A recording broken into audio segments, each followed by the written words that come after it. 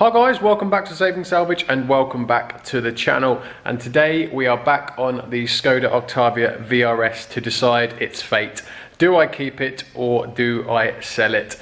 I actually, going through the comments, it quite surprised me actually. I was expecting most people to say keep it, fix it and then sell it on. But to my surprise, I think just about, well, maybe a bit more than just about, the majority of people were saying just get rid of it, just do what you need to cheaply just to get it maybe through an MOT and then just sell it. And if I'm honest, I kind of agree. It was just the little nitty bits like the roof, holding the roof bars, the bonnet latch, they're all just, and the door card as well, they're all just small little jobs that could end up costing money, or a lot of money, especially the door card if I can't find one. So I think you are right. I'm best off just doing as little as possible for as cheap as possible to make the biggest difference and then sell it on. So that is what I'm going to do. So what I'm going to do now is I'm going to get it out and I'll show you what a difference just a basic clean can make. So let's get out the VRS.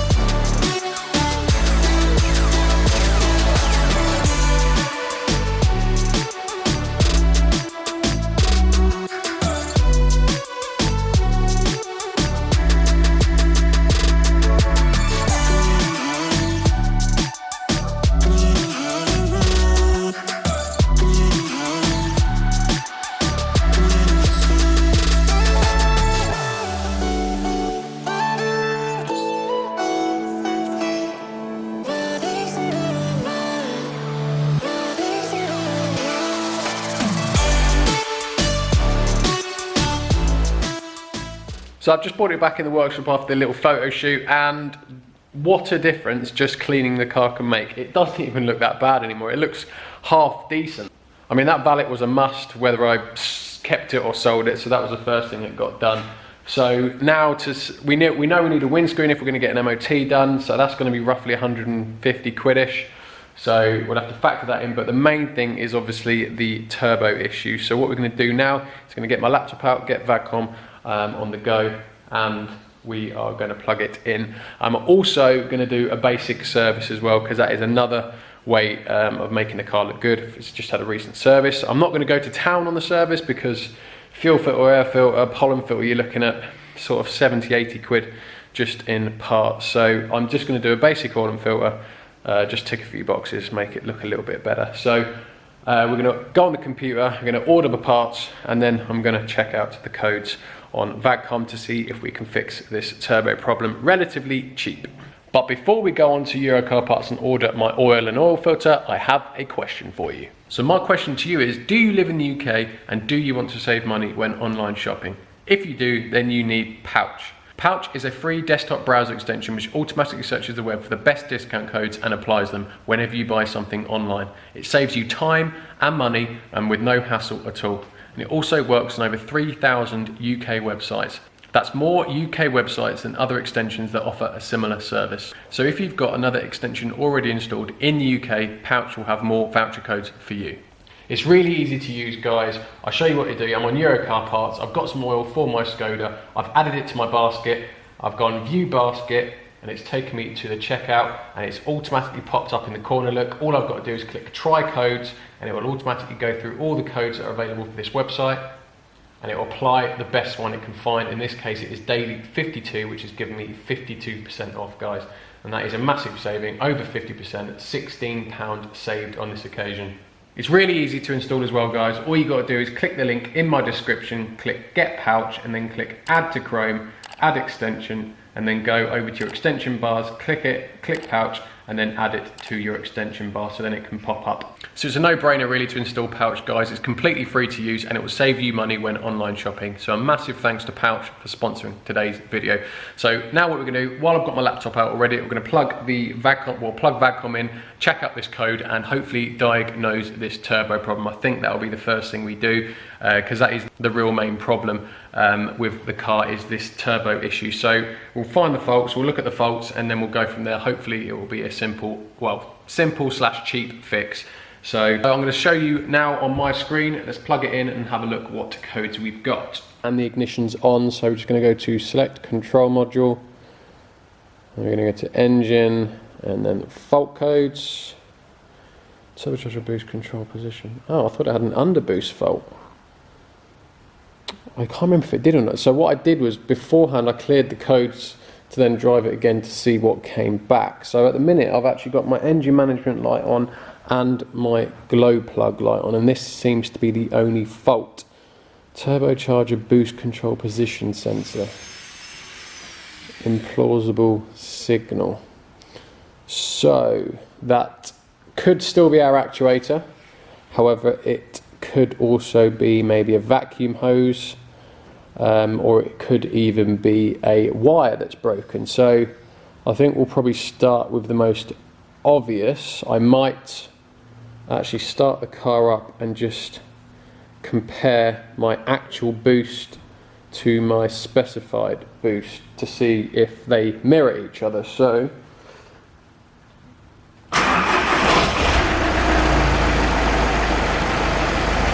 we'll go down to boost pressure specified as actual. So these two should mirror each other, and when I rev the car they should obviously mirror. So they are a little bit off already, look.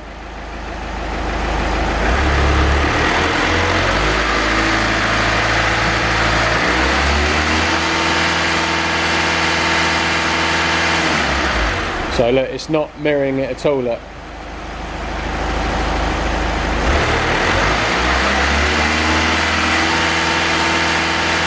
So no, look, I'm not getting anything. So my actual boost is going up the tiniest amount.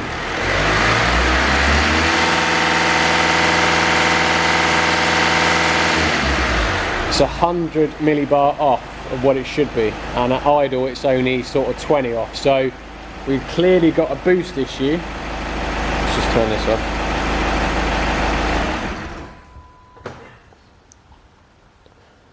So we've clearly got a boost issue. Now we've just got to work out whether that issue is mechanical, if it's a vacuum hose fault or an electrical fault. So what I'm going to do is I'm now actually going to take the airbox off, because all this wiring is all over the show from whoever fit the DPF anyway. So I'm just going to remove the airbox just so I can get a better access to my wires and vacuum hoses, and then properly test the actuator to see if it is faulty. I've probably now revved it so it's too hot now, so it's going to probably burn me hand. So I'm just going to put the camera down and remove the airbox.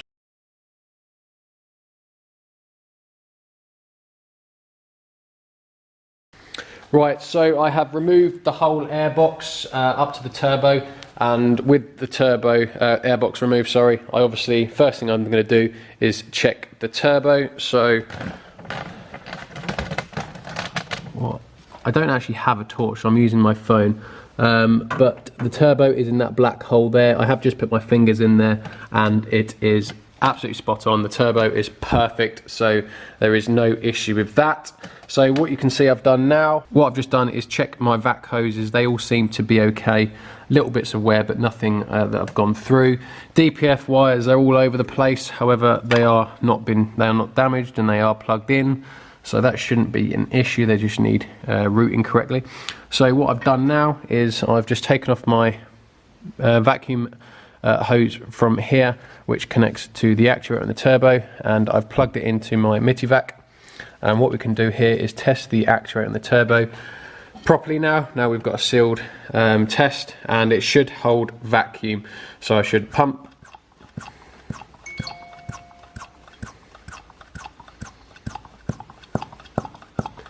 And it should hold and it's holding absolutely perfectly. So that would indicate that there is no fault with the actuator. That is not leaking any boost. That is spot on. That is doing what it should. If it was faulty, you'd just see that gauge go back down to naught slowly or quickly. So that is fine. So we've not got an actuator problem. So what you would have seen, if you could see, it's behind the engine, but you've got your actuator rod that goes onto the turbo, and as I've vacuumed that, the rod has just gone down, which would give you more boost, but you won't be able to see that because it's behind the engine. So we haven't got an issue there. Right, so we know the actuator is okay and it's holding vacuum, so that will be fine. That does explain why the car was boosting correctly as well. So now what I'm going to do is just make sure the actuator is set up correctly, because if it is outside of its parameters, it will also throw on a low boost, high boost fault as well. So to do that, I have changed a lot of these actuators in the past, and to set them up, you need to check the voltage. So it's you put my Mitivac on, and what you do is its bottom range and its top range, there needs to be a specific voltage given off by Vacom on measured value 120. So here, look, 3.5 volts, and that is off. So if we just go on to my computer here, look, you can see the settings. So the voltage must oscillate between 0.65 and 0.8 volts, that is on boost, and 3.3 and 3.9 off boost. So if you can see off boost, let's just go over to it. Off boost, we're at 3.5 pretty much, so that's bang on for off boost. So now what we're going to do, if I just draw a vacuum, look, and you can see my voltage is going down. Nearly there. There you go, so at the bottom it's 0.60, and being realistic, what was it, 6.5, 6.0, that is fine. I mean, that won't throw up a code, so that is fine. So our actuator is set up fine, so let's just do, there's no problem there. Let's just actually check, make sure it goes back off and sits in a bit, and back up to 3.5, so that's fine.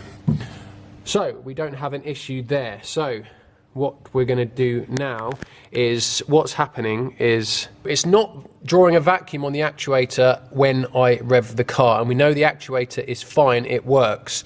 So now there could be an issue with the boost controller solenoid. So after doing a little bit more investigation off camera, I just got really confused with this boost fault, because it's an intermittent problem. Or so not intermittent, it's an implausible signal it's receiving seemingly from the N75 valve, which you can see I've taken off. Now, as I said earlier, it had writing on it, which led me to believe that it had been replaced at some point. So immediately I thought, well, I'm going to check out the valve first, because it's obviously been replaced in the past, so I just want to check it out. So I've taken it off, I've got it in my hand here, look, and under that writing, I could make out the part number. And the part number is a 1JO part number. And that is not found on this age of car. It's like a 2000 Golf or a 2000 Audi A4, etc. So, and then I just had a look at the date. You won't be able to see it, but the date it was manufactured was 3502. So this is completely the wrong boost solenoid for this car. This is for a PD from 20 years ago, this boost solenoid. So it's not even the right part. So that will probably be the reason we have an intermittent fault, because it's not the correct part for the car. So I'm just doing a bit of research now to find the correct part, which I believe will be a 1KO part number. So that, I'm hoping, is going to be our problem for the boost. So possible good news, I've ordered one. I haven't ordered one, I've reserved one at my local parts, Motor Parts Direct, around the corner from me, and they've got one in stock, 60 quid. I know I can get it cheaper if I went on eBay, etc., but eBay's £25 plus £5 postage, and for an extra 30 quid, I know it's 30 quid, but it looked better. I can say it's had a new valve, and you can clearly see it's had a new one, so it just gives it that little, it just looks a little bit better. So And I'm impatient. I can't be bothered to wait 3 days for something to turn up for eBay, because if I wait 3 days, then everyone will be moaning that I'm taking too long for videos. So for the extra 30 quid, I've got it today. I'm gonna go pick it up. But I'm just waiting for a friend. I've got to look at his car before it goes to MOT. So while I'm waiting for him to come, I'm gonna try and fix this. So what I'm gonna do is, I don't know how it's gonna look, but I'm doing this on a budget. I know he says that after just saying he's gonna spend £30 too much on a valve. However, I'm gonna wrap this in gloss black, just this section here. So I mean, it is different color anyway, so it's not exactly gonna be the end of the world. So I'm gonna go from here to here in a gloss black wrap, and hopefully covering up these holes. I have no idea how this is gonna look. It might look horrendous, but it might. But there's one thing for sure, it will look a lot better than that.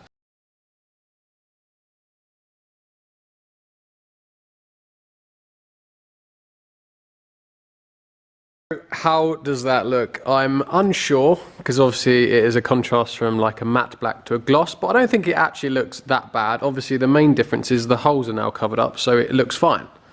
The only concern is obviously the gloss black to like the matte satin black.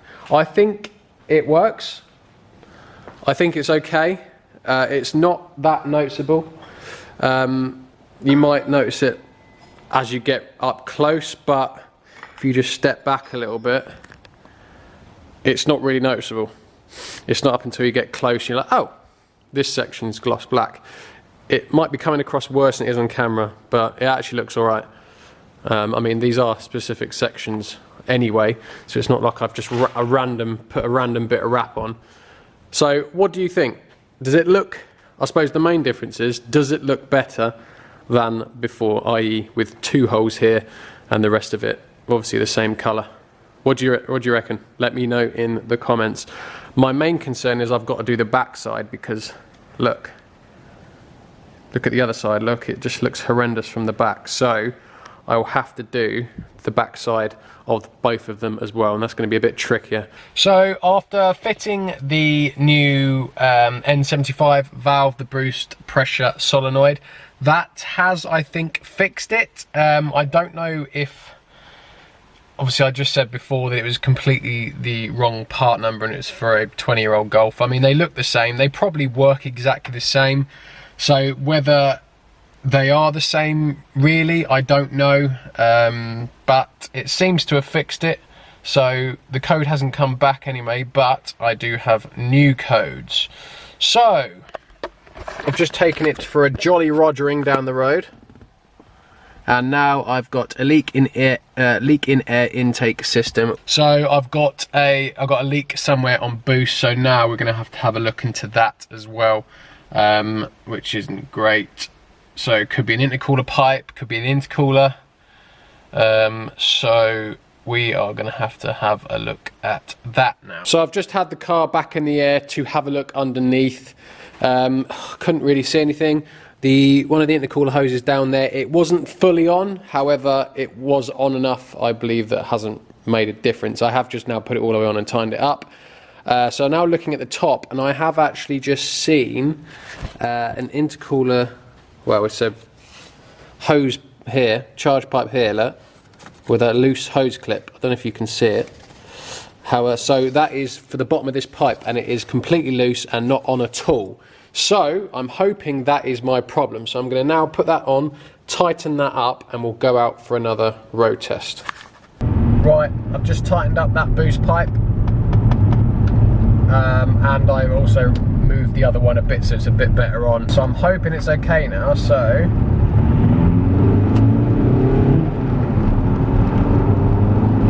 there we go. Boost! Actually felt a bit quicker, so that must have been losing a lot of boost at that pipe. Well, it stopped hissing anyway, so that's good. So we'll just do a U-E here and then give it an absolute thrashing up this hill. Fingers crossed, the engine is now sweet. Oh, I shouldn't have spoke that soon. It's definitely quicker. 100%.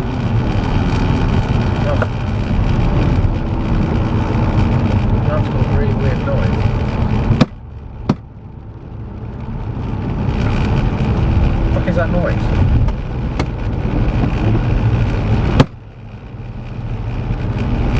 What is that noise?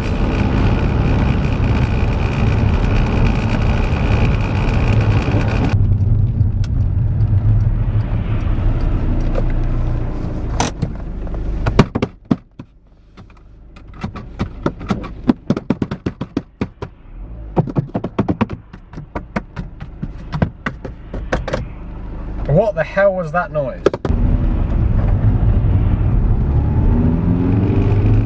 Do it again.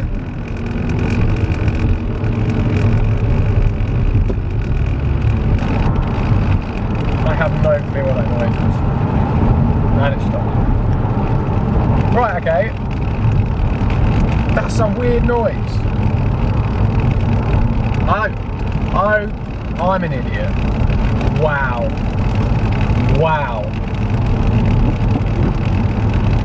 Oh, this is embarrassing. I don't even want to tell you what that noise is.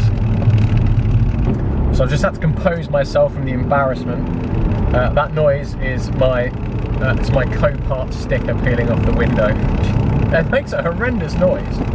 However, that is embarrassing because that is what it is. So forget that. Engine is sweet.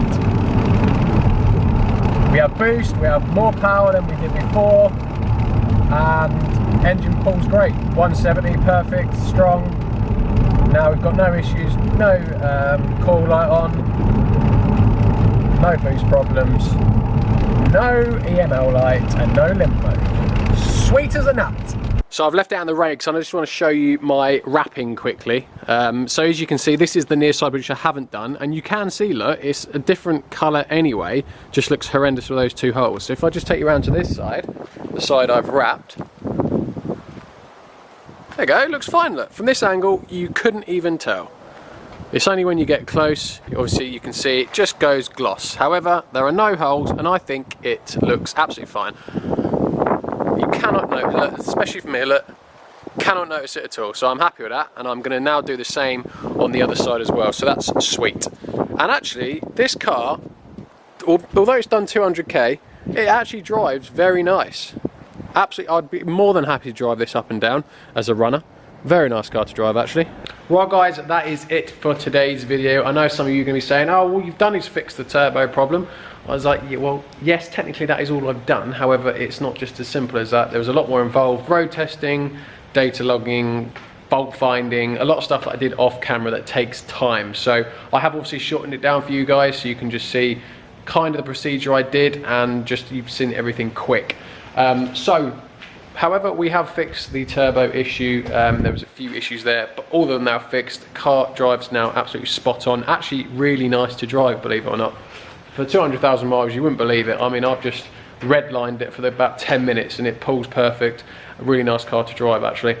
So in the next episode, guys, I will be finishing off the roof rail, wrapping the other side and the inner sides as well of the roof rails. I've got my rubber grommet, actually. I've already fit it in the roof. As you can see here, look. There she is. It just needs colour coding. Obviously that looks horrendous at the minute, but I'll clean all that up, colour code it, and it won't be as noticeable, and it'll be absolutely fine. Also, my light problem, unfortunately, is a mirror indicator driver's side, so I'm going to have to, it's LED, so I've got to replace it. I've just ordered one off eBay for 16 quid, so again, fairly cheap, but then that will be done. And I've also got to look into the bonnet cable because I can't MOT the car without fixing that bonnet latch, which is a bit annoying. However, that would be the last thing really to get the car through an MOT, and then I can sell it on. So I know I said actually we'll just fix it up cheaply and sell it. However, I've ended up kind of doing everything. There's not really much left to do on the car once I've done those bits and got it through MOT. It'll be pretty much spot on. So as always, guys, thank you very much for watching, and I hope you do enjoy these videos. If you do and you haven't subscribed, please do subscribe. Also follow me on Instagram. Very much for watching, and hopefully in the next episode we can get the Skoda wrapped up and then I can sell it. As always, guys, thank you very much, and I'll see you in the next one. Cheers, guys.